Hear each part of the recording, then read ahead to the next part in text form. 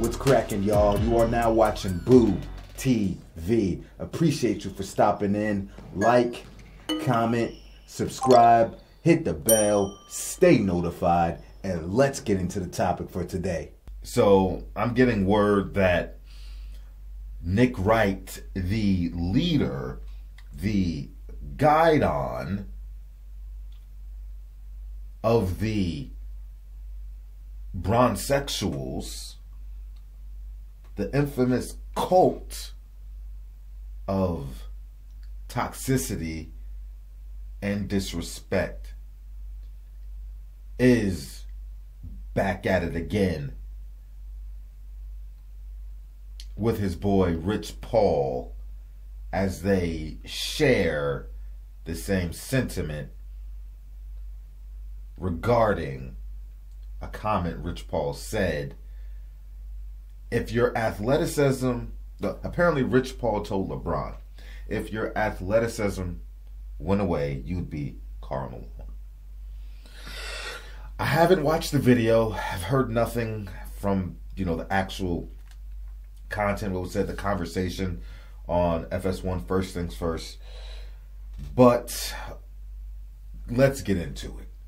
I'm sick and tired of these these bronsexuals, man. Sick, it's disgusting. But before I start talking, let me see what actually happened here. Let's get into it. Live from New York, it's the show that is celebrating the last day of Broussard this week. Oh. I think you scared us. A little bit of made me nervous. Load management. We're going to criticize. Well learned. Well, he said I teased LeBron, so we can only take this so seriously. Let's take it 100% seriously. Well, I think it's interesting because as I've watched LeBron throughout his career. Oh God, here Nick Wright goes. Let's take it 100% seriously. Look at the grin on this man's face. Look how happy he is to indulge in this. It's disgusting, man. It's so weird.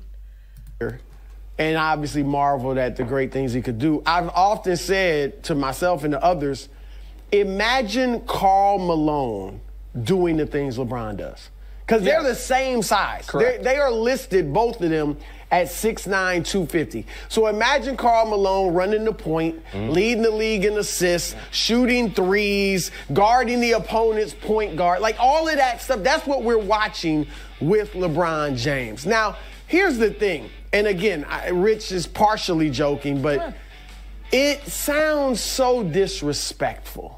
To the guy that is the third leading scorer ever, to the guy that is the seventh leading rebounder ever, I would have, you know what sounds better? If LeBron had not had otherworldly athleticism, he would have still been Karl. Look at his face. This dude is the worst. Look at him. Look at his ugly little grin. Oh, you are loving this, aren't you, Nick Wright? You are loving it. It brings you so much happiness. Happiness to praise LeBron and mention his name while mentioning another past great and tearing them down and bringing them down in the process, because that's your thing. Yeah, but sometimes the truth hurts, I don't know that it's the truth. Because LeBron's not the rebounder. That's the only Malone's been. LeBron is like you said, not the rebounder, doesn't like playing inside as much. Now, I wish he did. And maybe he would if it wasn't the athlete. Here's the thing. He should, because it could take his game to a whole nother level. I'll give you this. Finish this up. Sure. At 40, I can tell you I've seen this. I can tell you what's going to happen in this video. I'm sorry, I'm stopping it. Chris Broussard definitely seems like he's going to go forward with giving Nick Wright pushback on this. And Nick Wright is going to get very emotional. It's going to get very loud, very emotional in defense of LeBron James. Chris Broussard is saying this is disrespectful to Karl Malone, but I bet you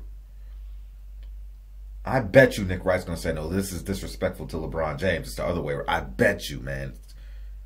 40, 41, 42.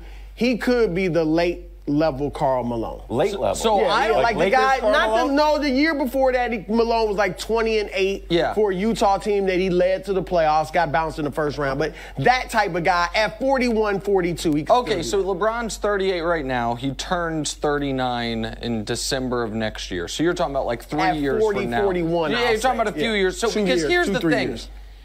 This is a little insulting to LeBron. Okay. It's a little insulting. Insult him a little bit, Rich Paul. And here's why. Not to Malone. No, not to Malone.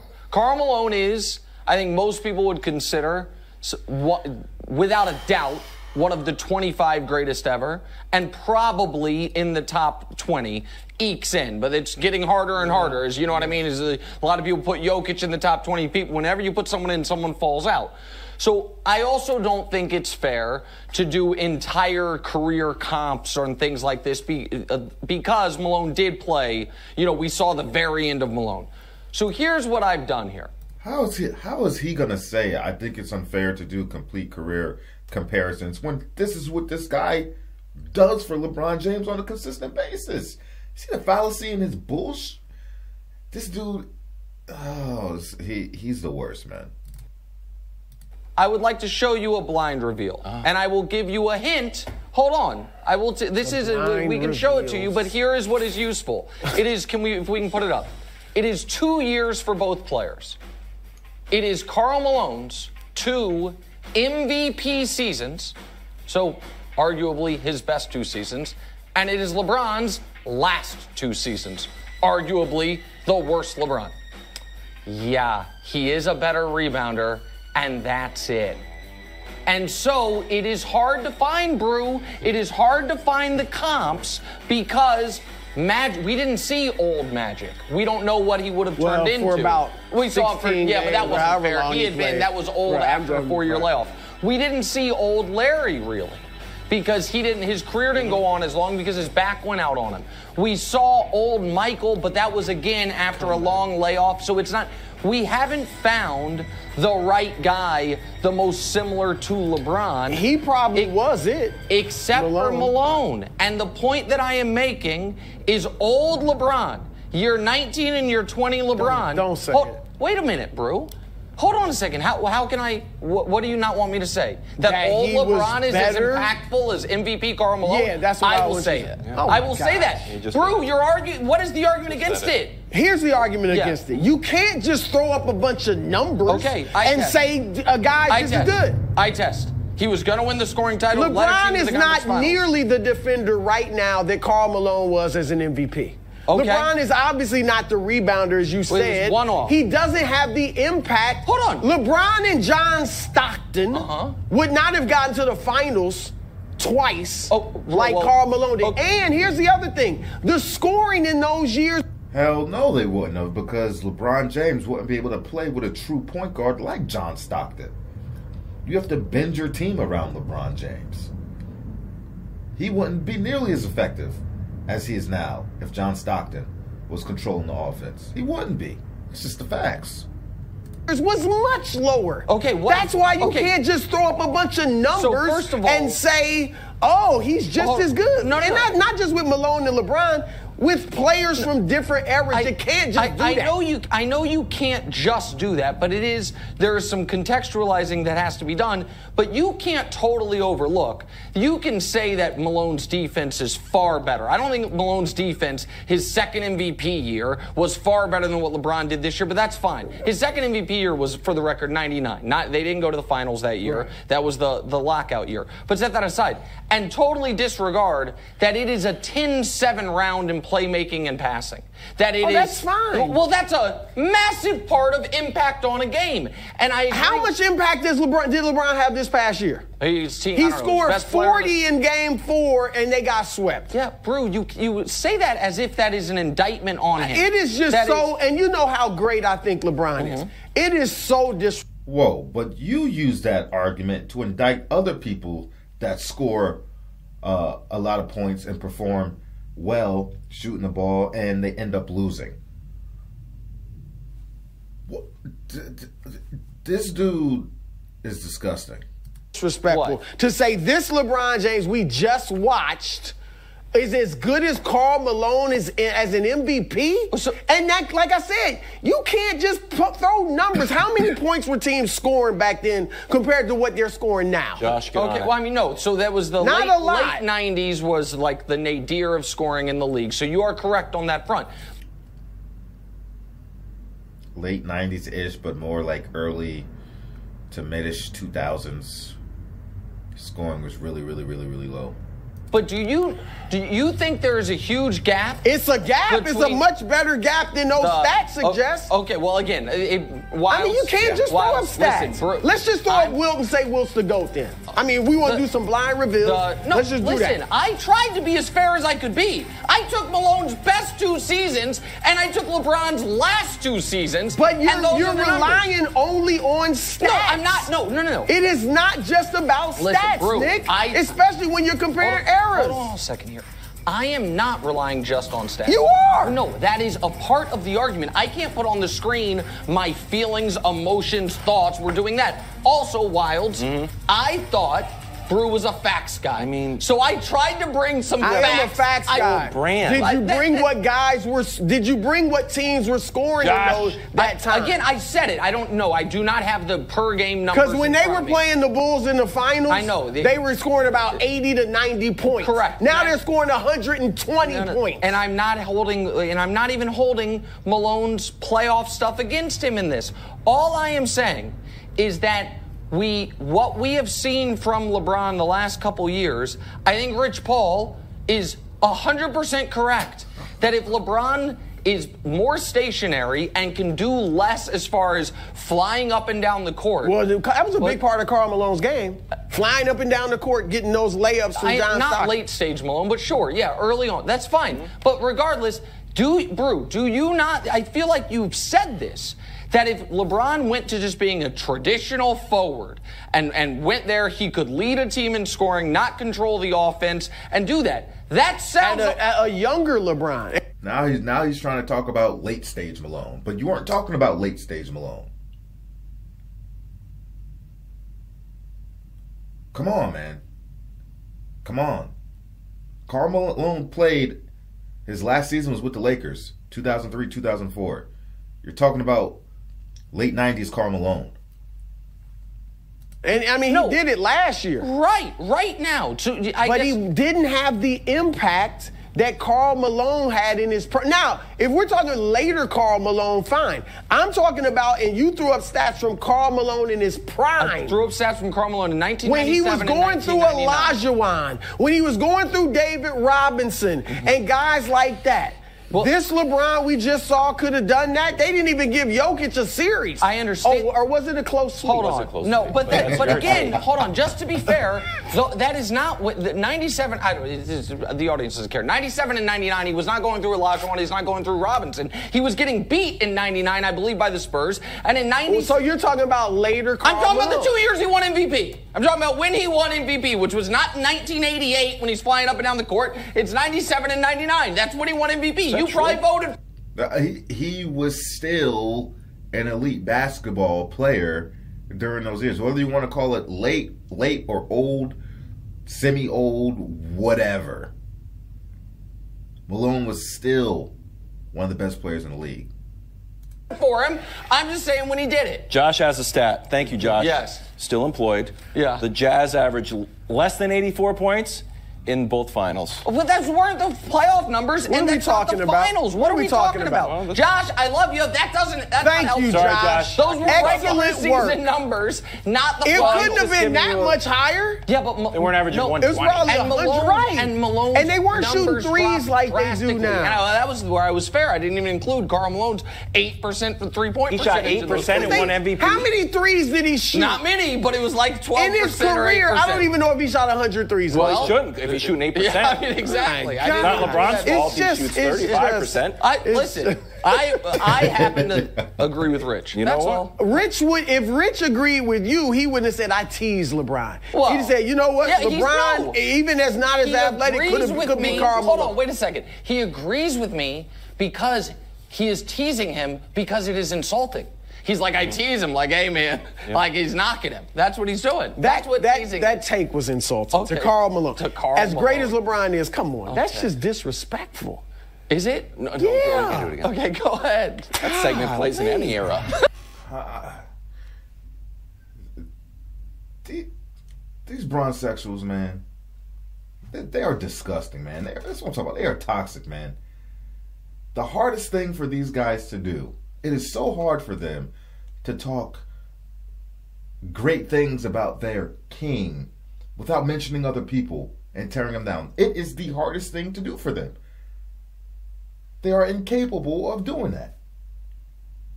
This is the only fan base that does this, man. It's disgusting. It really is. And for the record, Chris Broussard had Nick Wright in a corner this whole segment, just pummeling him with Mike Tyson haymakers. Just throwing up numbers like that and not giving it any kind of context. None. I mean, if you're just going to throw up numbers, technically, you can take 2 seasons from LeBron James' Miami Heat years compared to the same, or two seasons from his Laker years, and statistically, LeBron James, older LeBron James, as a Laker, will have better numbers. Some of the numbers suggest that he is better than 2 of his prime years in Miami. There are numbers out there that show that and suggest that based on the numbers. But nobody in their right mind would say that this Lakers version of LeBron James is better than any 2 years with the Miami Heat.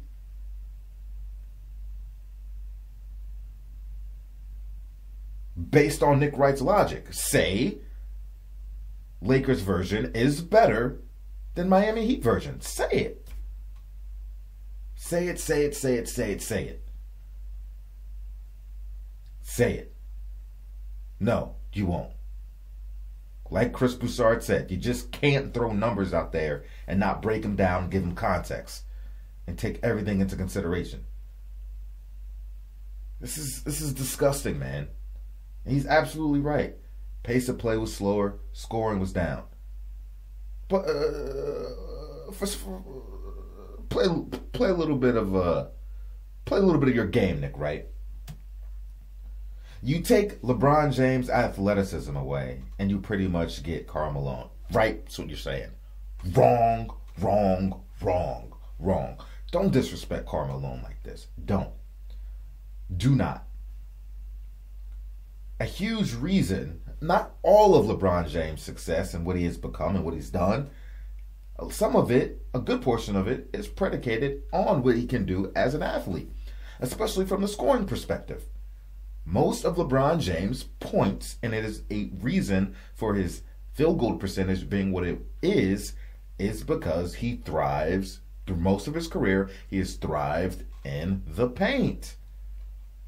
Get into the bucket. Especially as the players got, the lineups started getting more positionless and small ball, it was even easier for him to get at the paint with less bigs out down there. So now you take away LeBron James' athleticism, it's not going to be as easy for him to score in the paint. You know, just put his head down and barrel through people and jump high and do all that stuff. It won't be as easy for him to score in the paint. And now LeBron James has to rely on his mid-range jumpers and his jump shots in general. And while LeBron-sexuals don't like to mention this, don't want to talk about this, when they talk about field goal percentage, let's break down LeBron James' numbers in the mid-range. What is his shooting telling us? And I don't have the graphic up, and I've showed it in a different past videos, and I'm not doing a lot of editing for this video, but LeBron James is a poor jump shooter in the mid-range. He is. That is just the hardcore facts, but bronsexuals don't want to talk about that. Man, I had a bronsexual tell me that he has a better fading jump shot, a better fadeaway jumper than Kobe Bryant. Get the hell out of here, man. Anyway, so now LeBron James has to rely on his jump shooting to score. and his post play. I'll even say post play, low post play, which we haven't seen in a very large sample size throughout the duration of his career. When he went to the Miami Heat, he started going to the post more. Karl Malone. See, I don't know if people forgot or they don't want to acknowledge. Karl Malone was a damn good shooter, mid-range jump shooter. Okay? Karl Malone's jump shot, mid-range jump shot, is better than LeBron James's. Those are just the facts. And if you even want to talk, I hear people saying, well, he was just a recipient of, John Stockton's passes, pick and pops, pick and rolls, easy spot up jumpers. Those existed. But Karl Malone, make no mistake about it, was scoring in the mid-range in isolation against his defender, and at times looking at double teams, shooting over double teams, beating double teams. Yeah, Karl Malone was doing that. He was a comfortable and efficient mid-range jump shooter. And he was shooting fadeaways, leaners, left hand, right hand, floaters, triple threat off the pivot, catch you on a dribble. It's another thing. Karl Malone wasn't out here over dribbling like LeBron James, much like we see Hakeem Olajuwon do, Kobe, Mike, other greats. No wasted movements when they get the ball in isolation. Quick, decisive, not holding the ball, goes right into their move. Without the ball, moving without the ball, finding their favorite spots on the court, getting position, lobbing for the ball, resetting, repositioning themselves. This is stuff I see Karl Malone do throughout his career. Especially as long as I've been watching Karl Malone, or have watched Karl Malone. What the hell are you talking about? What the hell are you talking about?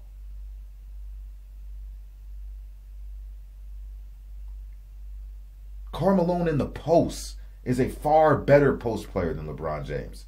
Going up against, like Chris Broussard said, real bigs, bodying these fools, having to put work on them to score in the paint. Karl Malone was doing that in isolation. He didn't always need a John Stockton assist. Yeah, it was a nice thing to have. Makes the game a bit easier for you. But Karl Malone allowed that. His game allowed him to flourish with John Stockton. We have yet to see LeBron James flourish with a prototypical point guard, because LeBron James doesn't really want to come off the ball like that. And when he does come off the ball, he's just standing around. There's no movement. He's not setting a bunch of screens. He's not keeping the defense shifting off balance with his movement because he's a threat. No, he just stands around, stationary. It's not good for the offense. And another fact, with LeBron James being stripped of his athleticism and being more grounded and whatnot, I could promise you one thing: his assists are going to go down now. Now that he is being relegated to a jump shooter, not so much of a threat in the paint anymore, all those shooters he's been kicking out to his whole career, all those open shooters, they're not going to be so open anymore. It's going to be a lot harder threading those passes to those open shooters when you're not getting double teamed in the paint, or you're not getting all that extra attention added to you, because nobody respects LeBron James jump shooting, especially in the mid-range. He's not garnering that much attention in the mid-range. He's not demanding double teams on jump shots like true pure scorers and shooters do at an elite level. So good luck getting all those assists, or as many assists, when there's not an open guy waiting for you to pass him the ball. I promise you his assist numbers are going to go down. A lot of the teams that have had success against LeBron James, especially in the playoffs, they ran defensive schemes that forced LeBron James to be a jump shooter. San Antonio Spurs notoriously did that to LeBron James. We're going to make him a jump shooter. And Karl Malone's rebounding better than LeBron James, but like I said, given the fact the era that he played in with all the damn bigs, as opposed to LeBron not really having to deal with bigs like that, or as long as Karl Malone had to deal with that. Even more impressive considering Karl Malone's rebounding numbers. And for Karl Malone not being as athletic as LeBron James, he was still out there. Rebounding isn't all about athleticism. It's about smarts. It's around putting your body where it needs to be, using your legs, putting people out of position, securing the rebound. For all LeBron James' athleticism, he should be a better rebounder. Hell, Larry Bird's a better rebounder than LeBron James. For all LeBron James' athleticism, why is your rebounding not better than what it actually is? But they don't want to talk about that. And then also comparing Karl Malone's defense to LeBron James' defense now, the whole thing was disrespectful. That's really disrespectful, man. We all know LeBron James don't play a lick of defense right now. He has moments where he channels it up and he can do it. And I'm not. This is just the facts, man. It's just the facts. He might still catch somebody on a chase down dunk every now and then. Might catch somebody with some help defense, channel it up, but he just doesn't. He doesn't have the energy to do that anymore on both ends of the floor at that level. He doesn't. He conserves his energy for the offensive end. It's just the facts, man. Stop. And yeah, LeBron James is a better passer than Karl Malone. I don't think many people would argue that. Not many people are going to argue that. But then again, Karl Malone played with John Stockton. He allowed John Stockton to be who he was, as opposed to LeBron James playing with point guards, and these point guards aren't able to be themselves, aren't able to play their game, because LeBron James dominates the basketball so damn much and has to do everything. These are just the facts. These are just the facts. It was like in these playoffs, near the end of the season to the playoffs, was the first time we really seen LeBron James start to come off the ball a little more. It was the first time. Really, it was. Anyway, I can go on forever, but I'm done. You guys can finish off my thoughts in the comment section and give your own thoughts in the comment section, your opinions, please. I feel like this is going to be a long summer. This is going to be a long summer of bronsexuals and LeBron James cap and tearing down, bringing down other greats to lift up LeBron James for no reason. This was completely unwarranted. Why? Why would you say something like why?